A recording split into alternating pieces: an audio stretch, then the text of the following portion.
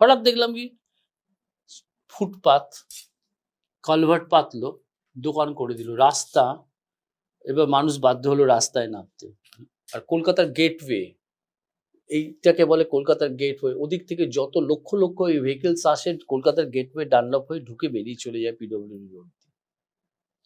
মন্দিরে গাড়ি আসছে এত, লক্ষ লক্ষ লোক আসছে এত, আর ফুটপাত বলে কিছু নেই, আর এখানে দোকান দোকান তারপরে দেখলেন টুল নিয়ে বসে আছে, মানুষগুলোকে রাস্তায় নামিয়ে দিল। That's it.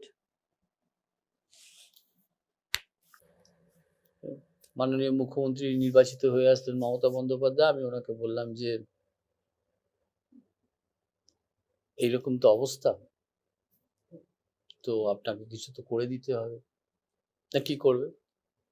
আমি আন্ডার পাস করে যাবো, ধন্যবাদ। আন্ডার পাস মানে অ্যান্টি সোশ্যালদের আড্ডা হবে আর ওয়াটার লগিং হবে। তাহলে কি হবে? আমি ওকে 2-3 দিন পরে বলি। হ্যাঁ বলো। 2-3 দিন পরে ওনার সঙ্গে কথা বললাম।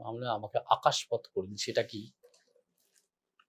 বললাম আকাশপথ এটা একটা কনসেপ্ট আমি দেখে এসেছিলাম বিদেশে, যে তলা দিয়ে ভেহিকলস, আমরা কি জানি তলা দিয়ে ভেহিকলস যাচ্ছে, ওপর দিয়ে পেডিস্টেরিয়ানস যাচ্ছে। আমাকে আকাশপথ করে দিন। পারবে করতে? আমি হ্যাঁ পারবো। কাকে দিয়ে করাবে? আমি কেএমডির অনেক দক্ষ ইঞ্জিনিয়ার্স আছে। আর আমি আমিত্ববাদ দিয়ে মাত্র 2.5 বছরের মধ্যে পূর্ব ভারতের মধ্যে প্রথম স্কাইওয়াক তৈরি করেছি।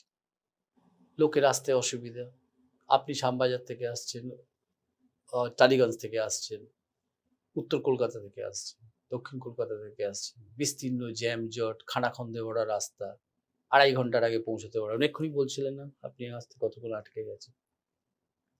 সেটা ছিল মমতা বন্দ্যোপাধ্যায় রেলমন্ত্রী। তো প্ল্যানিং হচ্ছে মেট্রো রেলের, নোয়াপাড়া দিয়ে চলে যাচ্ছে। আমি তখন গিয়েছিলাম একটা বিশেষ কাজে দিল্লিতে, পার্লামেন্টের সেশন চলছিল। আমি বলছি একটা নোয়াপাড়া দিয়ে চলে যাচ্ছে, একটা স্টেশন ভরানগর দক্ষিণেশ্বর, কানেক্ট করে দিন। কি করে হয়?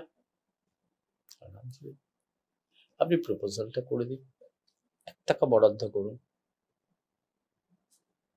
দীর্ঘ 9 বছর লেগেছিল এই মেট্রো রেল তৈরি করতে। পরবর্তীকালে আজকের যিনি শপথ নিলেন নীতিশ কুমার, তাকে দিয়ে মেট্রো রেল কানেক্ট করিয়ে দিয়েছিলাম দক্ষিণেশ্বরে। ফলে আজ কলকাতায় এবং সুবারবান জায়গার লক্ষ লক্ষ